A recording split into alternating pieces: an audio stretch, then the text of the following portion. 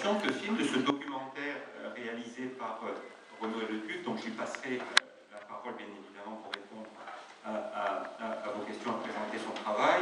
Alors vous allez me dire, qu'est-ce que fait une organisation comme Médecins du Monde à Mayotte? Médecins du Monde, une organisation qui prend temps, qui au départ faisait du soin essentiellement à l'international, mais finalement assez rapidement, et ce 5 ans après sa création, va mettre en place des dispositifs de soins en France métropolitaine. Et aujourd'hui, c'est près de 40 000 consultations que nous menons pour des personnes en grande précarité.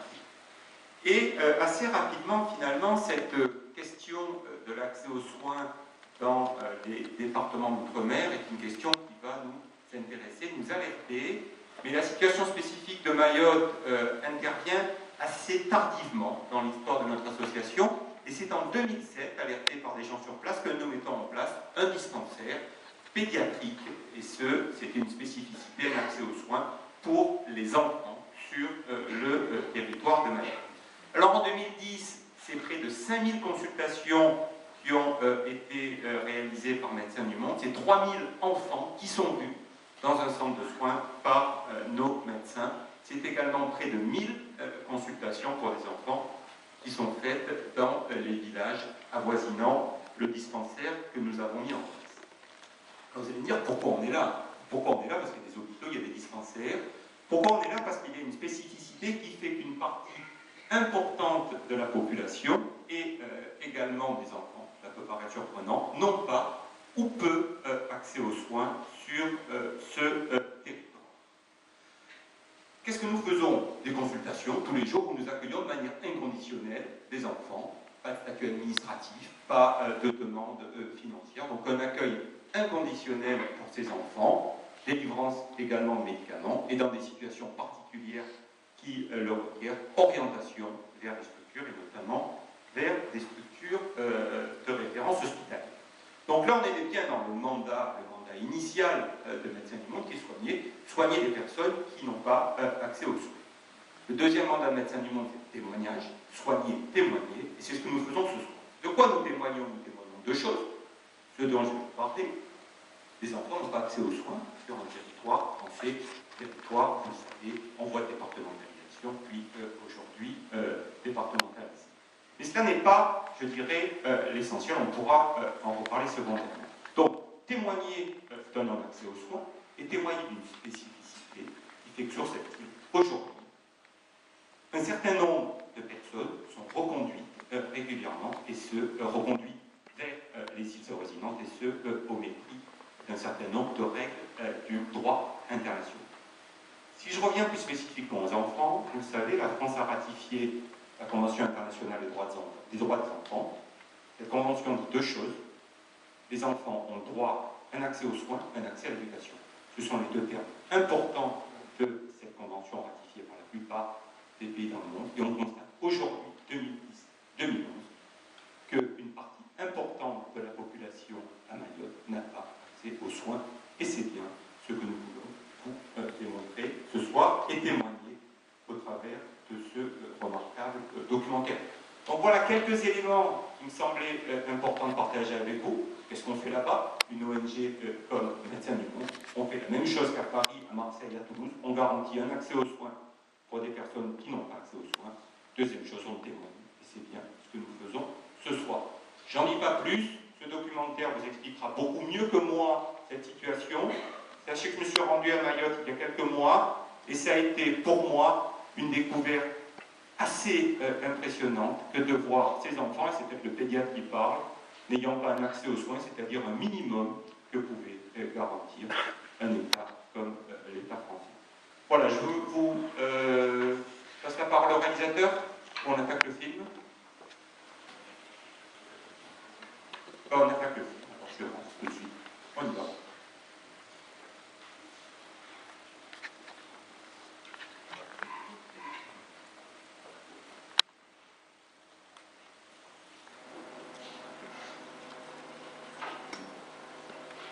En 2011, Mayotte deviendra le 101e département français.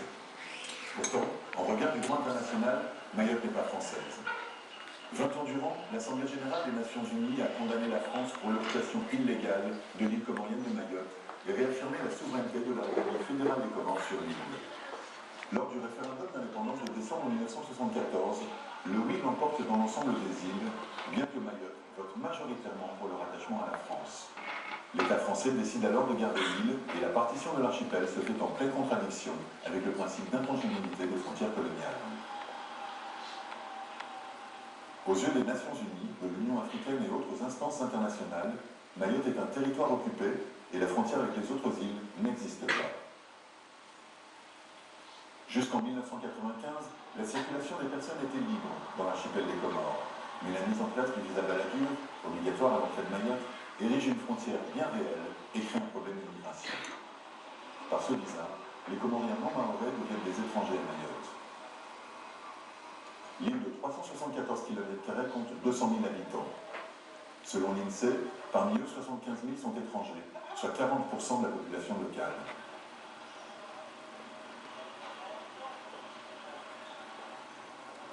Cette année, 25 000 seront expulsés, 12% des habitants de l'île, hommes, femmes et même enfants.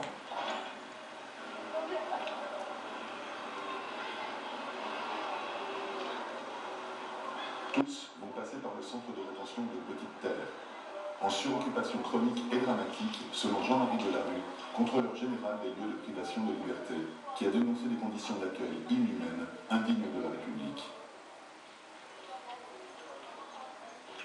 Il faudrait voir le message, qui est un message cet après-midi. Sylvie Briand est présidente de la CIMAD à Mayotte.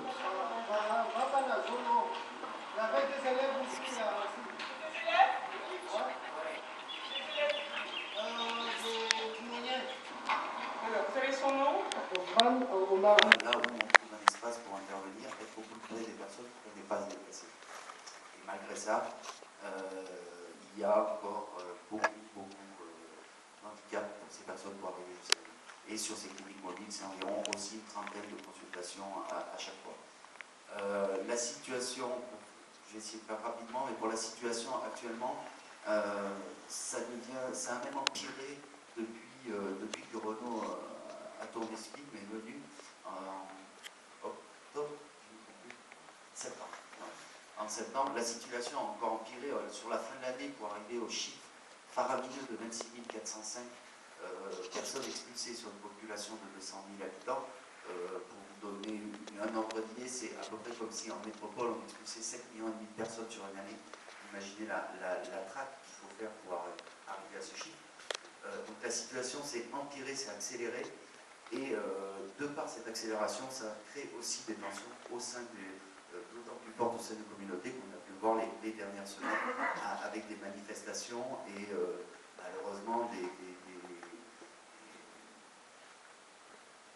va dire des récupérations politiques aussi qui sont faites de ces tensions et des difficultés des gens à Mayotte.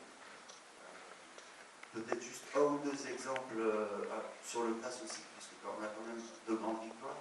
On suit un enfant depuis maintenant un an, c'est un enfant polyhandicapé, de parents sans papier. Le père n'est plus là, il ne reste plus que la maman. Cet enfant, bien évidemment, n'a pas accès à tous les soins, n'a pas accès à l'appareillage. On est en France, on considère que pour nous, un enfant doit pouvoir être soigné et correctement. On a donc demandé à ce qu'il soit affilié à la sécurité sociale. Après différents recours et refus au niveau de la sécurité sociale, nous sommes allés jusqu'au tribunal administratif des affaires de sécurité sociale, où là, le 17 décembre 2010, donc nous avons gagné. Le juge a considéré qu'en France, effectivement, la Convention internationale des droits de l'enfant doit s'appliquer pleine et entière, c'est-à-dire que tout enfant a droit à une santé, un accès à la santé plein et entier. Donc il a été demandé à la Caisse de sécurité sociale de Mayotte d'appuyer cet enfant et sous peine de 50 € d'astreinte s'il ne le faisait pas. À l'heure actuelle, on ne sait pas trop si la Caisse de sécurité sociale officiellement a fait appel de ce jugement. Ce que je peux dire, moi, c'est qu'il y a 10 jours, j'ai rencontré le directeur de la sécurité sociale à Mayotte qui m'a dit très clairement que jamais il n'affilierait cet enfant et qu'il irait jusqu'au bout pour ne pas l'affilier. Voilà. C'est un exemple un peu de ce qui se passe là-bas, la façon dont les choses se passent. Pour prendre aussi un ou deux exemples flagrants de la situation sur laquelle on intervient souvent, On a le cas d'une enfant qui doit être évacuée sur la Réunion pour être opérée parce qu'elle ne peut pas être opérée sur Mayotte.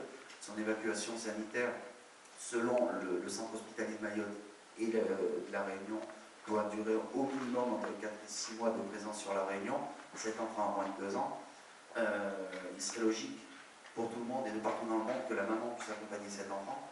Or, la maman n'a pas de papier, la préfecture refuse qu'elle puisse accompagner son enfant, un enfant de moins de 2 ans. On a encore une autre situation UBS, une enfant qui a été envoyée à Paris pour être opérée. À l'issue de son opération, elle a été décidée sur Paris. Les spécialistes qui l'ont opérée ont dit on ne peut pas la renvoyer, elle doit être gardée ici sur un centre pour la prendre en charge. Ça fait maintenant 1 an qu'elle y est. Ses parents, depuis 1 an, se battent pour cet enfant à 3 ans. Ses parents, depuis plus d'1 an, se battent pour qu'il y ait au moins un des 2 parents qui puisse la rejoindre. La préfecture refuse. Cet enfant n'a pas vu ses parents depuis maintenant 1 an et demi. Elle doit rester encore au moins 2 ans. Quand elle va rentrer, elle ne parlera pas la langue, elle ne reconnaîtra ni ses parents, ni sa famille. Voilà. On intervient aussi sur des cas comme ça, où c'est juste l'aspect humain qui devrait aussi être bien. Merci Patrick. On voit bien que les opérations de médecins du monde à Mayotte ont pour vocation d'améliorer l'accès aux soins des plus précaires, et notamment des enfants, et qu'on est bien dans un contexte où il s'agit de prendre en charge tout ce qui relève des effets collatéraux de la politique migratoire, qui, d'une certaine manière, et une personne le dit dans l'interview dans le film, forme d'instrumentalisation de la médecine à des fins de contrôle migratoire et de dissuasion de rester, voire de venir sur le territoire, sur l'île de Mayotte. Or, on sait très bien, moins de 10% des personnes qui migrent le font pour des raisons médicales.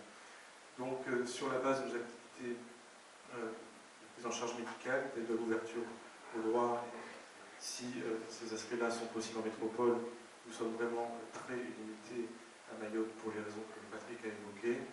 Il s'agit de mettre en évidence, encore une fois, l'absurdité des mesures administratives qui vont générer de la peur de se déplacer au point où des mères vont réfléchir à 2 fois avant d'aller amener leurs enfants consulter parce que, possiblement, entre leur lieu d'habitation et le dispensaire, il y aura 2 ou 3 ou 4 contrôles de police avec la sanction qu'on connaît derrière. Donc c'est une situation que nous dénonçons avec beaucoup d'autres associations et qui est, je dirais, le paroxysme des pressions qui sont croissantes autour des populations en situation irrégulière. Je rappellerai que sur la métropole, et ce de manière très actuelle, si les expulsions sont aussi importantes, d'autres moyens sont utilisés pour dissuader les plus vulnérables, et notamment les personnes en situation irrégulière, de rester.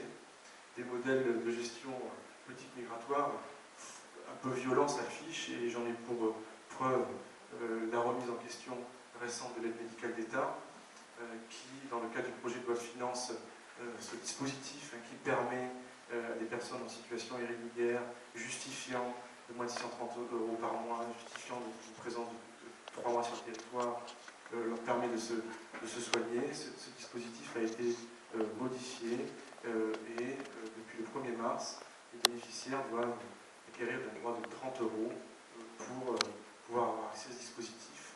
Quand on sait que la grande majorité de ces personnes vivent sous le seuil de pauvreté, dans des conditions où ils ne savent pas où dormir le soir même, voire trouver de la nourriture, donc on voit bien que, aussi au travers de la restriction de l'accès aux soins, une certaine forme de violence institutionnelle, c'est une manière d'approfondir, en tout cas de renforcer la discrimination. Il y a un autre dispositif qui, en ce moment aussi, est en train d'être remis en question, c'est le droit au séjour pour les étrangers malades, dans le cadre du projet de loi immigration, intégration, nationalité, le fameux projet de loi Besson, une modification proposée par la majorité du gouvernement de fameux article 17 qui certainement de violence que Renaud a pu montrer dans son film. Merci. Merci à Médecins du Monde de m'avoir invité à contribuer à introduction. Je viens au titre de l'association Survie, donc pour, comme ça a été dit, mettre un peu en perspective le contexte politique qui a abouti à cette situation absurde.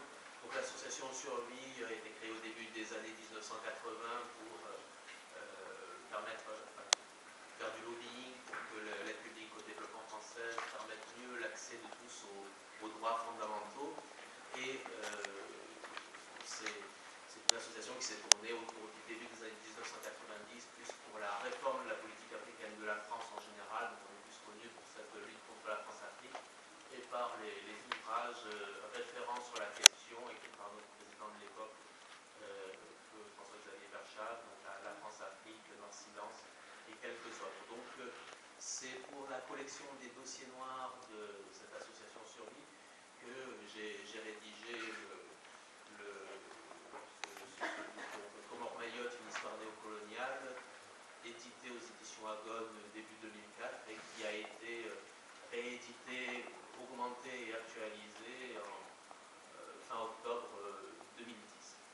Donc en effet, je suis là pour parler de l'absurdité de cette situation qui est encore plus absurde que ce qui peut apparaître d'après ce qui a déjà été dit dans le reportage et dans les interventions, puisque on nous parle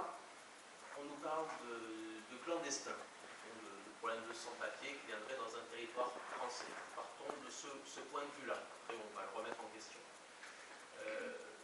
Il y a des solutions qui existent pour atténuer considérablement ce phénomène.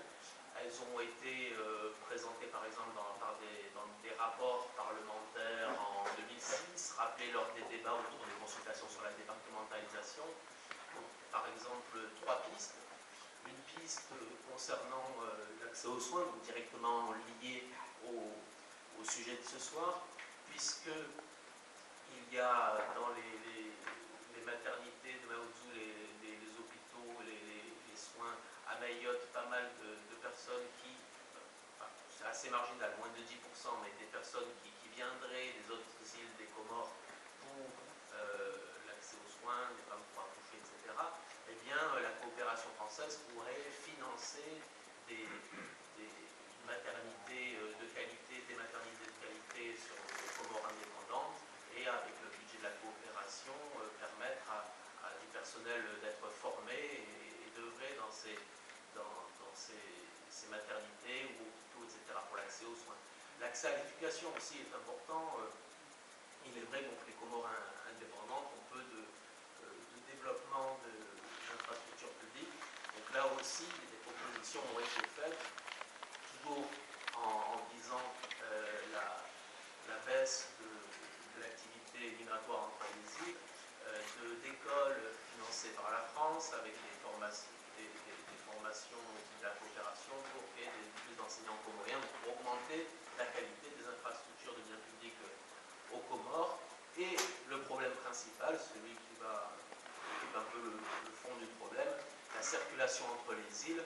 Donc toujours ces mêmes rapports parlementaires et débats parlementaires ont mis en évidence, ont rappelé cette évidence que s'il y avait, c'est ce visa qui pose les problèmes. Alors sans demander expressément la fin du visa, les députés ont proposé un permis de libre circulation entre les îles du réseau économique, puisque de 1980 à 1995, où ce visa a été réintroduit, la circulation était tolérée de façon libre entre toutes les îles de l'archipel, et on a des exemples qui sont dans un autre documentaire sorti il y a quelques années d'Agnès Fouilleux, Un aller simple pour Maoré, l'exemple par exemple d'artisans ébénistes qui ont toujours fait du commerce avec Mayotte, qui est leur principal marché, où il y a le plus d'argent pour acheter leur ébénisterie de qualité.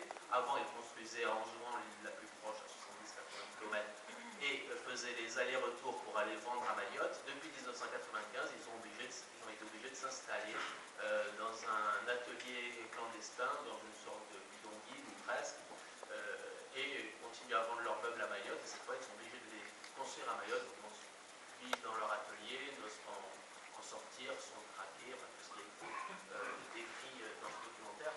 Donc la libre circulation pour raisons économiques et autres est quelque chose d'absolument fondamental, surtout que depuis que les parlementaires ont commencé à prôner ces pistes de solutions, un rapport de l'INSERM auquel a fait allusion Marie-Pierre Auger dans ce reportage fait apparaître que c'est un rapport sur l'accès aux soins, mais incidemment il y a une enquête sur les raisons de migration et d'installation à Mayotte. Et donc à 50% c'est pour des raisons économiques, un bon quart pour des raisons familiales, moins de 10% pour des raisons médicales, et puis autres raisons. Donc le visa rend impossible ces déplacements, et c'est quelque chose de fondamental qu'on demande depuis toujours. À tout temps, ça peut être fait du jour au lendemain quasiment, la suppression de ce visa ou l'instauration d'un permis de libre circulation qui est ostensible, puisque ce visa, le problème qu'il pose, c'est qu'il est extrêmement difficile à obtenir. Il va s'obtenir à Moroni, donc sur l'île la plus opposée, la plus éloignée de Mayotte sur l'archipel, pour ensuite le retourner à Mayotte avec des délais administratifs, etc. En fait, c'est quasiment inenvisageable dans presque tous les cas. Donc, tout ça pour dire qu'il y a des solutions possibles, et bon, je vais essayer de ne pas être trop long, mais pourquoi ces solutions ne sont pas du tout retenues, sont totalement ignorées par l'exécutif. Donc les expressions ont déjà été employées ici, hein.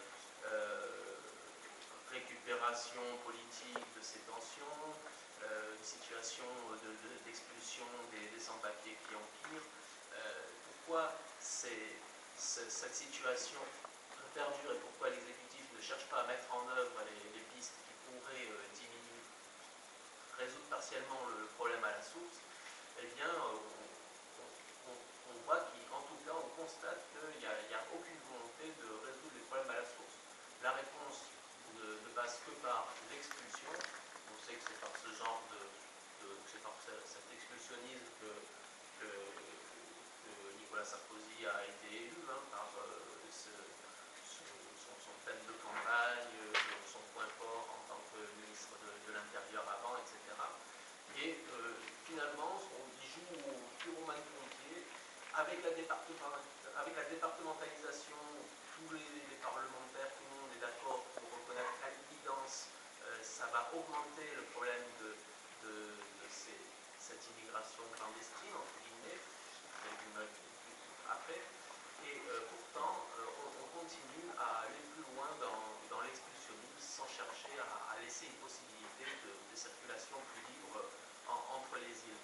Donc on voit un exécutif qui joue au pyromane pompier, qui suscite les incendies qu'il va pouvoir mieux, pour lesquels il va se présenter comme le seul pompier qui se pose. Sous-entendu, on va regarder du côté de la gauche, on n'ose pas expulser comme il faut. Donc on a cette idéologie qui a été construite. Il y a l'instrumentalisation politique actuelle qui a été constatée, mais aussi cette construction politique, je pourrais y revenir s'il y a des questions, est construite sciemment, et on peut dire que ça remonte même à la fin des années 1950, lorsque on a commencé à changer de statut dans le territoire des Comores, où avant tout le pouvoir était à Mayotte, pouvoir politique et pouvoir économique. Et c'est à partir de ce moment-là que, depuis Paris, on a pris la décision de changer ce statut. Comme Mayotte est une île peu peuplée comparée à deux autres îles de l'archipel, qui composent les Comores, c'est un territoire d'outre-mer depuis 1946. Et le pouvoir économique et politique, à partir de la fin des années 50, sur décision de Paris, est passé à l'opposé de l'archipel, donc à la Grande Comore, à Moroni. Je vais revenir s'il y a des questions dans le détail de ce processus, mais c'est à ce moment-là que s'est créé un ressentiment entre Mayotte et les autres îles, puisque Mayotte voyait son pouvoir économique et politique partir, et bien que toutes les décisions venaient de Paris, ça a monté Mayotte contre principalement Ngazidja, où il y a Moroni, donc la plus grande île où la capitale s'est installée, etc. Et en plus, le pouvoir à Ngazidja était assez tyrannique à l'égard de Mayotte. On peut s'en étonner, puisque ce pouvoir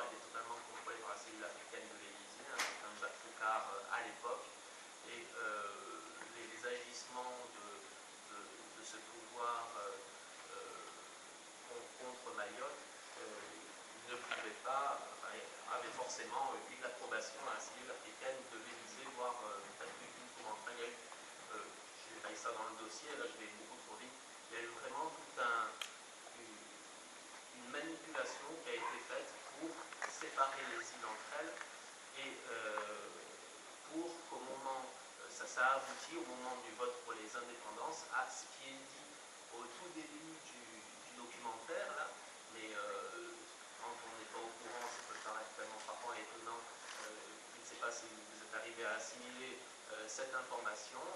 En droit international, Mayotte n'est pas française, et c'est parce que à la décolonisation, la France a violé le droit international qui voulait que la décolonisation se fasse dans l'intangibilité des frontières issues de la colonisation. Et la France a violé cette règle en isolant 8% de l'électorat au référendum d'indépendance.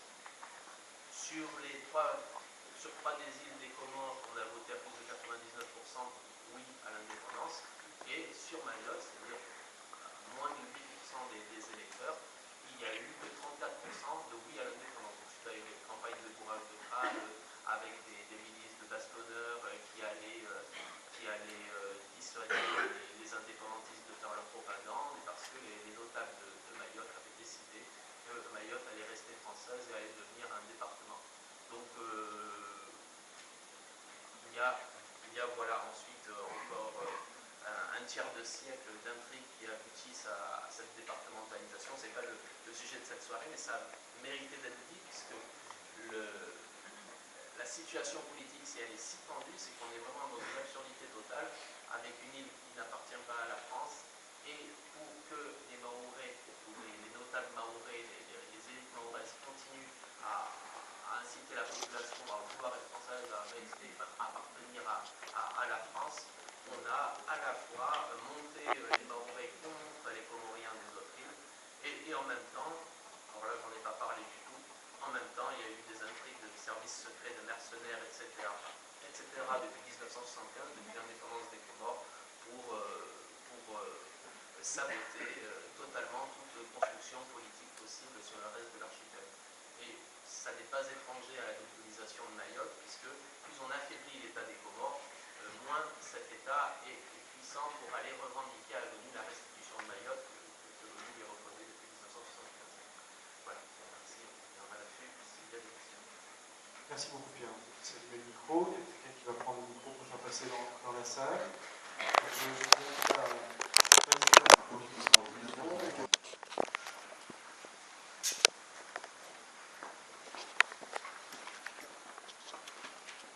comprends pas comment il est possible, par exemple, d'expulser cette femme diabétique insulino-dépendante alors qu'elle n'avait pas accès effectif et que la loi qui a été votée hier n'était pas encore passée normalement.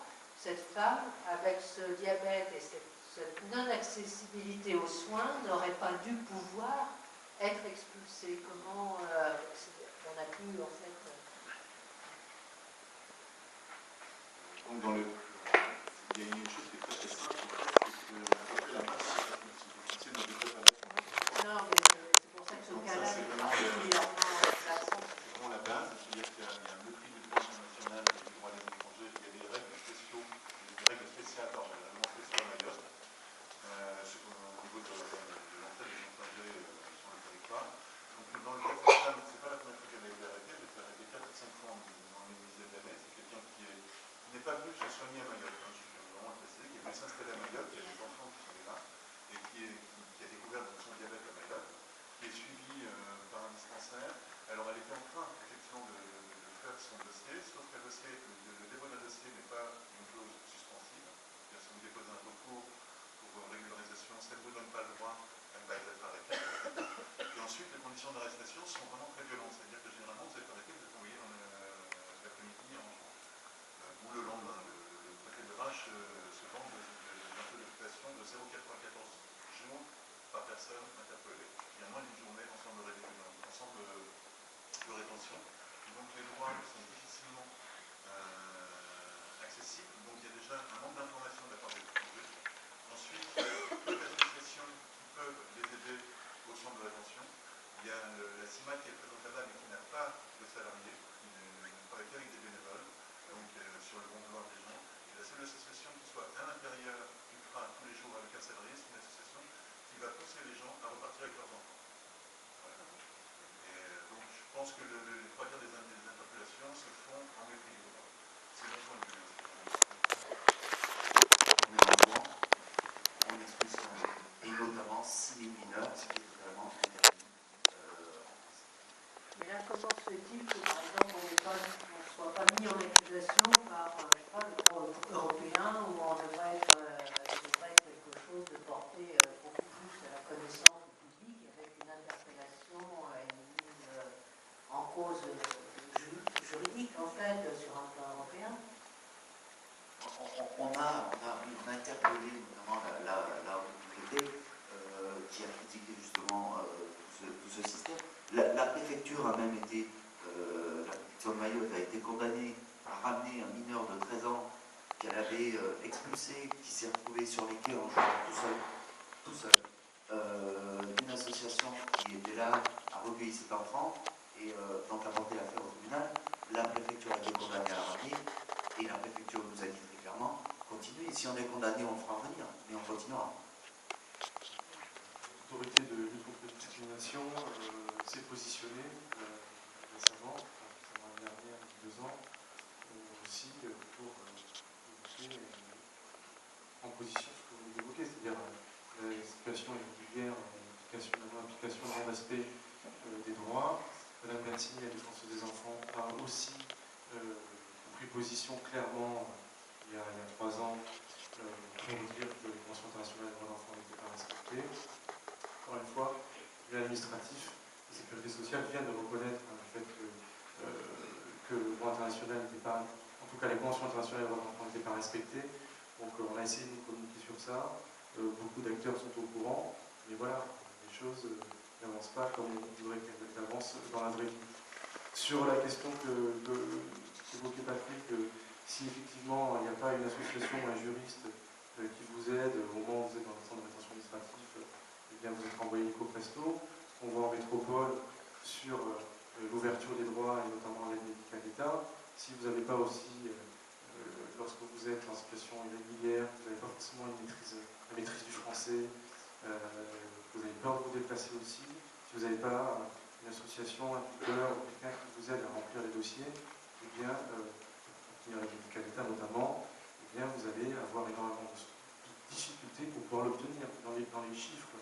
Le rapport de l'Observatoire des médecins du monde, qui est basé sur environ 40 000 consultations à l'échelle de la métropole, on voit bien que près de 80% des personnes qui viennent nous voir seraient censées avoir les droits ouverts et ne les ont pas ouverts. Entre 2007 et 2009, on passe de 11 à 22% de retard de recours aux soins pour 3 phénomènes majeurs, 3 raisons majeures. La première, c'est les difficultés administratives d'obtention de ces droits, la barrière de la langue, la complexité pour remplir les dossiers. Un deuxième élément qui est l'aspect financier, pour financer le déplacement, et maintenant, ça va être pour financer le droit d'entrée de 30 €. Et un élément nouveau qui monte en puissance, puisque près de 60%, nos patients ont évoqué l'année dernière, la peur de se déplacer vers les centres de santé, vers les hôpitaux, qui ont un retard de recours aux soins. Presque tout a été dit simplement dans le documentaire en disant que, en parlant du droit dérogatoire à Mayotte, je citerai quand même un policier de la PAF. Nous jouons au cow-boy ici, on outrepasse tous les jours la loi, et ce avec l'assentiment de la hiérarchie jusqu'au préfet. On renvoie des mineurs isolés alors que leurs parents vivent ici. On ne respecte aucune procédure légale. Intervention.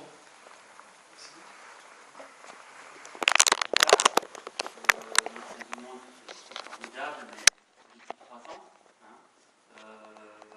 Bon, ce petit film est vraiment formidable également, mais voilà, il n'y en a pas beaucoup. Des films, je dirais, qui montrent tout simplement la réalité de ce qui se passe à Mayotte, et même au contraire, quand vous regardez les quelques reportages qu'il y a eu l'an dernier par le sur M6 ou même à la radio, on a une présentation de Mayotte quand même, c'est tout à fait autre chose. C'est-à-dire, alors on nous parle, il y a des gros problèmes, il y a de la misère, il y a de l'immigration clandestine, etc. Mais attention, la France est là, elle apporte ses moyens, elle aide. Et d'ailleurs, c'est vrai, on nous cite les chiffres, on nous dit, regardez, on a construit un petit collège, 3 lycées, on a augmenté de 200 ou 300% tel effort en matière de santé, en matière d'éducation, etc. Et donc on a cette image, c'est quand même cette image qui transparaît, c'est-à-dire qu'il y a beaucoup de problèmes là-bas, mais on fait d'énormes efforts et ça s'améliore. Et on ne se pose pas la question pourquoi, il y a encore une dizaine d'années, les taux de scolarisation étaient aussi faibles ou plus faibles que l'Algérie des années 50, alors que la France est supposée y être depuis 170 ans. Jules Ferry, c'est quand même pas il y a 10 ans. On ne se pose pas ces questions-là. Donc il y a vraiment. Enfin, ce que je pense qui est très important, c'est. Et il y a 10 ans, ça ne posait pas la question non plus. C'est-à-dire que je pense que ce dont souffre Mayotte, c'est de ne pas être connu. Donc bravo, bravo aux réalisateurs, bravo aux Médecins du Monde d'y aller, de montrer, de témoigner. Et je pense qu'il faut continuer parce que plus on va montrer, plus les atteintes aux droits, l'impunité de l'administration, de la police, les violations des textes internationaux seront de moins, j'espère, de moins en moins tenables. Mais pour ça, il faut y aller, il faut témoigner, il faut écrire, filmer, soigner. Et malheureusement, quand même, on le voit bien avec la départementalisation dans les médias, j'ai essayé d'écouter ces derniers jours, la radio, etc., à part une émission sur France Inter ou France Culture qui n'était pas trop mal, globalement, on ne nous apprend pas la même chose que ce qu'on nous apprend ce soir quand on vous écoute ou quand on regarde le film. Voilà, excusez-moi, j'étais un peu long. Merci de votre témoignage. C'est vrai que c'est très difficile d'attirer les médias sur ce contexte-là. C'est vrai qu'avec le lancement de la départementalisation à partir du 1er avril, il va y avoir quelques visites de médias sur le territoire. On va essayer, nous, à notre niveau, de communiquer ce qu'on perçoit. C'est vrai que la problématique de santé qui nous concerne, aux Médecins du Monde, a vraiment émergé au moment de la mise en place de la sécurité sociale en 2004-2005. Et avec, en parallèle, une montée en puissance des expulsions, qui étaient certes toujours moins présentes, mais qui sont vraiment qui sont montées en flèche ces dernières années, et qui, du fait de ces stratégies politiques, génèrent un problème de santé publique qui, pour l'instant, reste un peu larvé, mais dont on sait possiblement des pathologies telles que le choléra ou la rougeole peuvent revenir très facilement. L'épidémie de choléra à Mayotte date de 2001. La dernière épidémie de rougeole, près de 4000 cas, date de 2003-2004. Et c'est des chiffres qui nous renvoient à des zones subsahariennes où la rougeole est zone d'endémie épidémie. Et tout est fait pour que ça explose. Alors, de manière sociale, on voit bien la pression sur les personnes qui ont de plus en plus de difficultés à trouver du travail, même de manière irrégulière, parce qu'il y a une pression forte sur les potentiels employeurs, des difficultés pour pouvoir avoir accès à l'eau. On ne l'a pas vu dans le film, mais c'est hallucinant. Moi, j'ai jamais vu ça. Il y a des bornes là-haut avec carte magnétique. Vous mettez la carte sur un espèce de compteur et vous avez droit à tant de litres d'eau. Et pour pouvoir recharger cette carte, il faut aller en ville, donc éventuellement braver 5 ou 6 contrôles de police pour pouvoir aller recharger cette carte et ensuite avoir accès à de l'eau propre. Ces bornes qui ont été mises en place il y a près de 10 ans et qui sont réparties sur quelques bidonvilles et qui ne couvrent pas du tout la totalité des besoins.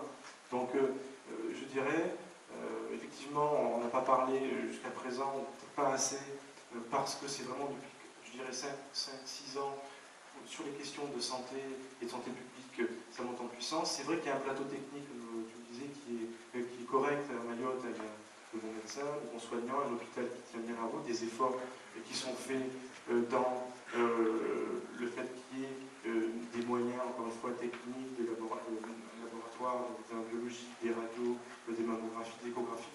Tout ça, on peut le faire à Mayotte et il y a les compétences pour le faire. Le problème, c'est de pouvoir accéder à ces structures concrètement pour les personnes en situation irrégulière et même pour les Mahorais qui sont nés dans ce pays et qui ont vécu pendant 40 ans et qui n'ont jamais été obligés de justifier d'être du poids pour pouvoir bénéficier des soins et qui depuis 2004 doivent avoir des papiers pour pouvoir avoir la sécurité sociale. Et donc ces personnes-là aussi sont dans de grandes difficultés pour pouvoir ouvrir leur droit. Question ?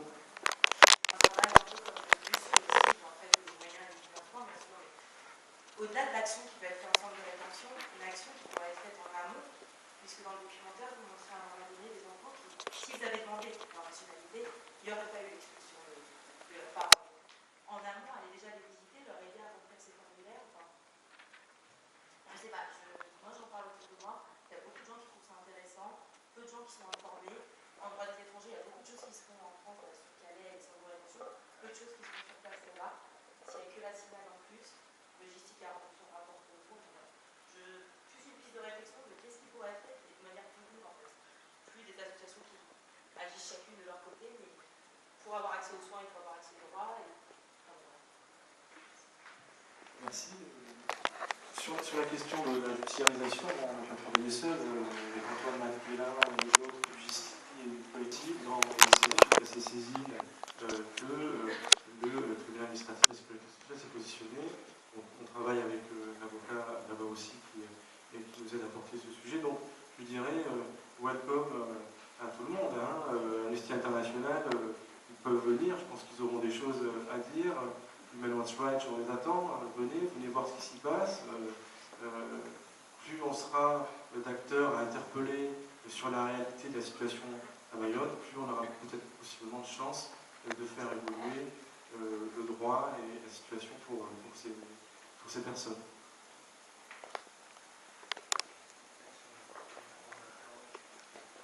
Oui, toute obtention de papier, titre de séjour ou quoi dans l'administration à Mayotte, c'est un parcours du combattant.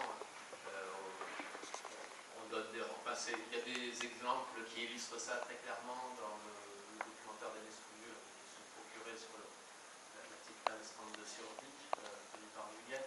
À la fin de ce documentaire, on voit vraiment comment ça se passe en préfecture, même pour avoir un titre de séjour. Tout ce que répondent les employés de la préfecture, c'est oral. On dit, tiens, là il manque le papier vert, vous revenez avec le papier vert, rendez-vous dans 3 mois, on revient. Mais non, vous avez pas dit ça, c'est un papier bleu qu'il fallait. Il n'y a jamais de trace écrite de ce que disent les employés de préfecture. On se moque du monde dans toutes ces administrations. Et pour qu'il y ait un suivi d'ONG, il faudrait vraiment qu'il y ait un assistant auprès de chaque Mahorais ou non-Mahorais qui se rend à chaque rendez-vous à la préfecture. Enfin, c'est un travail de titan, parce que c'est vraiment organisé cette persécution administrative. Dans le même sens, déjà, par exemple, dans les cas très concrets, dans une même famille, vous avez des gens qui sont mahorais, vous avez des gens qui sont franche-ouanais, vous avez des gens qui ne peuvent pas être expulsés, parce qu'il y a aussi des gens qui ne peuvent pas être expulsés non régularisés. Et moi, je suis allé interviewer la préfecture, ça a été très difficile, en privé d'ailleurs, l'interview vidéo, on a fait une photo. Et la dame, donc, j'ai demandé quelques détails sur le dossier. Donc, c'est parce qu'une demande de dossier acceptée, c'est-à-dire déjà un dossier complet. Sur ces 10 000 demandes de dossier, il y en a 80% qui ont été rejetées pour des raisons d'incomplétude de dossier. Alors, c'est une question parce que, par exemple, un exemple très concret, on demande comme preuve de nationalité un passeport biométrique. Aux gens qui sont donc étrangers à Mayotte, qui sont arrivés. Moi, je rencontre beaucoup de gens qui ne sont pas des primo-arrivants, c'est des gens qui viennent plus effectivement. C'est une bonne majorité aussi, qui sont plus des primo-arrivants. On leur demande un passeport biométrique. Pour avoir un passeport biométrique, il faut retourner à Moroni.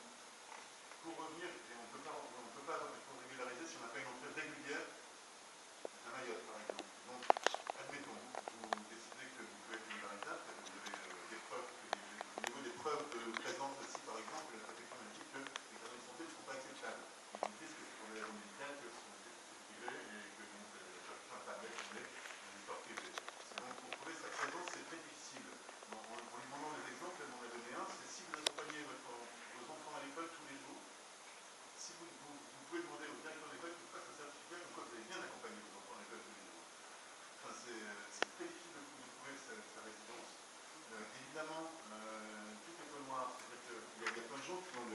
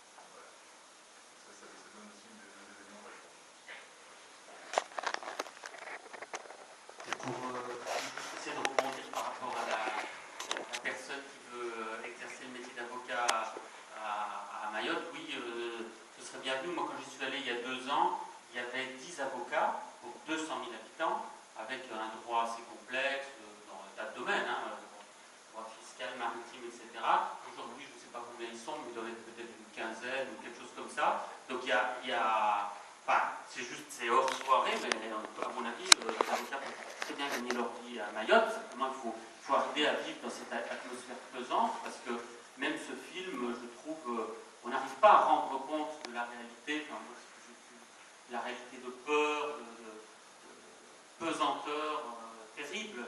Même ce film n'arrive pas à en rendre compte. Je ne sais pas, c'est pas une critique contre le film, c'est parce que voilà, c'est très en deçà finalement de la réalité. Enfin, je fais juste une parenthèse, c'est beaucoup plus traumatisant la réalité encore là-bas quand on y est que ce qu'on peut en raconter ou en lire ou en voir dans le film.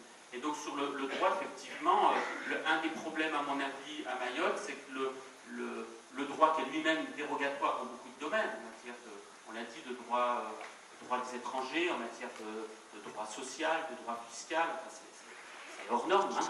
Le droit là-bas, le droit écrit, mais en plus, il n'est même pas appliqué. Et on a des administrations qui ont une longue habitude, hein, de type d'administration coloniale, si je pourrais dire, d'impunité par rapport au non-respect du droit par ces administrations. Donc c'est pour ça que là-bas, bon, ben voilà, et d'où l'intérêt effectivement que de plus en plus, parmi les outils, parmi d'autres, hein, il y a l'outil politique, il y a les médias, il y a etc., utiliser aussi l'outil du droit, c'est très important, donc c'est très important, allez-y à Mayotte, je vous encourage. Merci. D'autres questions, une intervention? Entre autres, j'ai été candidat au présidentiel en 2002.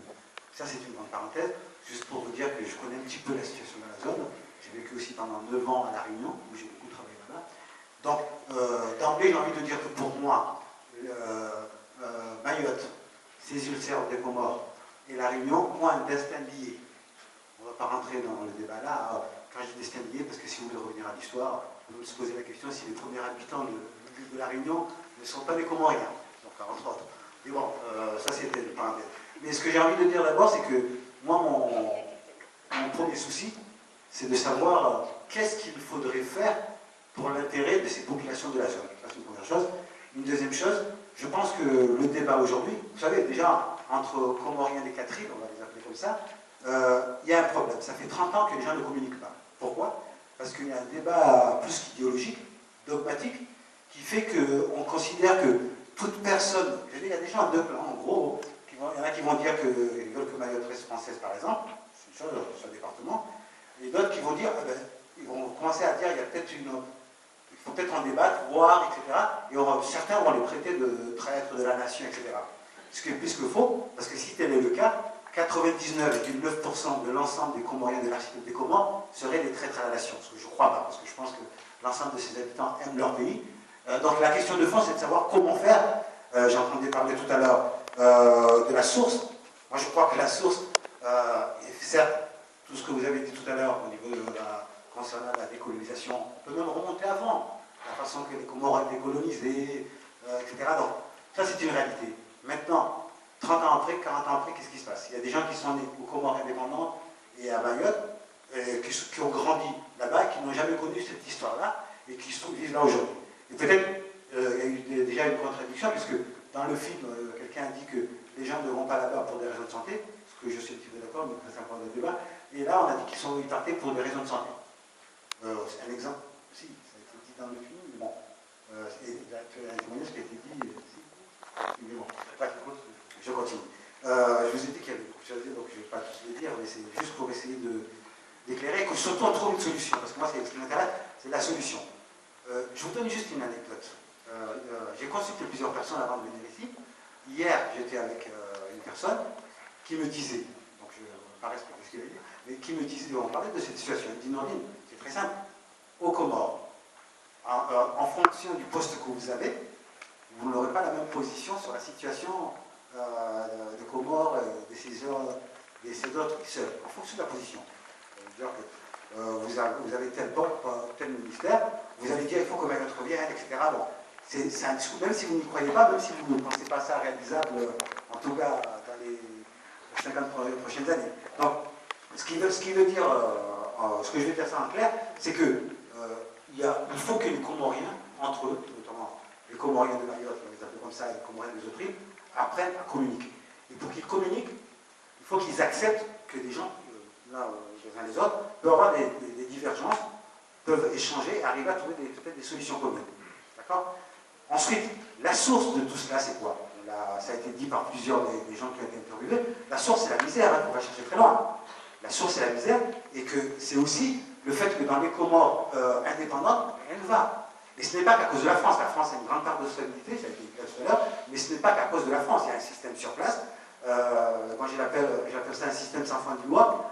On a 3 systèmes qui fonctionnent, un système négro-africain, arabo-islamique, franco-occidental, aussi bien sur le plan juridique, au niveau du système éducatif, au niveau du système sanitaire, qui font qu'on n'a jamais osé poser les vrais problèmes entre nous pour trouver des solutions, mais ce qui font que malheureusement ça n'avance pas. Ou bien on croit, on a tendance à vouloir attendre musique par moment, alors qu'on n'oublie pas. Je veux dire, quand on a vécu une histoire, on a vécu, et qu'elle vit avec nous tout le temps. Donc, il y a, je pense, moi je suis contre, pour vous dire clairement, pour être précis aussi, moi je suis contre le visa tel qu'il est instauré.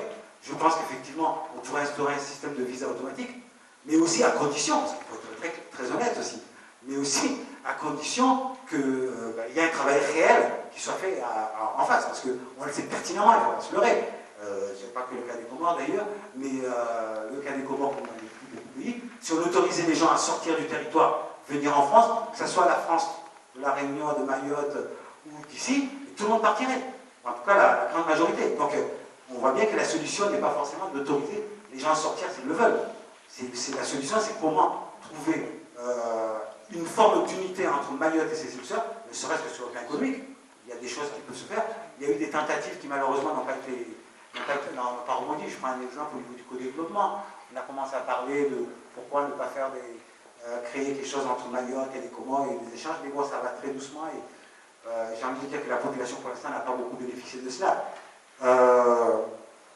Qu'est-ce que je peux dire par rapport à tout ça? Donc, il y a vraiment, le problème n'est pas si simple qu'on l'a dit, à mon avis, il n'est pas si simple, et certes, je pense que le travail de Médecins du Monde est extraordinaire, pour qu'il continue. J'ai envie aussi de vous inviter à aller dans les autres des Comores, aller voir ce qui s'y passe aussi, comment ça fonctionne. Ça tombe bien, on va y aller. Ah ben c'est très bien, Anticiper votre... Exactement, non, mais c'est ce qu'il faut, je pense, parce que voir ce qui se passe là-bas aussi, comment y remédier, comment avancer dans cela. On est quand même dans ce but, je vais terminer par ça, parce qu'il y a trop de choses à dire, mais s'il y a des questions, je suis prêt à y répondre, parce que je sais que j'ai... Oui, on pourra prolonger les débats au bout du bar. Allez-y, terminez, monsieur, je vous en prie. D'accord. Donc, des Comores, dont je reviens il y a quelques mois en arrière, je constate quand même que, en tant que Comorien, je veux dire, le système, malheureusement, n'évolue pas. C'est-à-dire que, par exemple, on est dans un pays où il n'y a pas de véritable justice dans tous les sens du terme. Hein, je veux dire, pour anecdote, parce qu'on a parlé beaucoup d'anecdotes tout à l'heure, j'ai une petite anecdote qui est très symptomatique en fait. J'étais au tribunal de Moroni, donc c'est la capitale des Comores, avec un certain nombre de magistrates, des greffiers, c'était surtout des femmes, mais on était en train d'échanger à bâton rompu. Et on parlait justement de l'application de la loi à Mayotte et aux Comores. Et on a pris un exemple classique, qui n'était pas lié au clandestin. Un exemple classique, c'est par exemple le problème de la pédophilie et des viols. Bon, je ne vais pas rentrer dans les détails. Voilà. Mais assez rapidement, une des magistrats m'a dit, mais c'est le même texte de loi là ici, c'est une première chose. Et au bout d'un moment, tous les arguments étaient sortis que l'application de la loi, quand ça touche à la femme, quand ça touche à la pédophilie ou au viol, n'est pas jugée. Il y a beaucoup de cas qui sont étouffés. Et il y a beaucoup de souffrance, et c'est vrai que bon, ce qui donne envie à la plupart d'aller voir dans des endroits où ça se passe un peu mieux. Merci. Merci beaucoup, monsieur. Je vous en prie. Merci à tous, merci à Renaud, à Pierre et à Patrick, et merci d'être venus. Je vous invite à continuer au Pays de la Merci.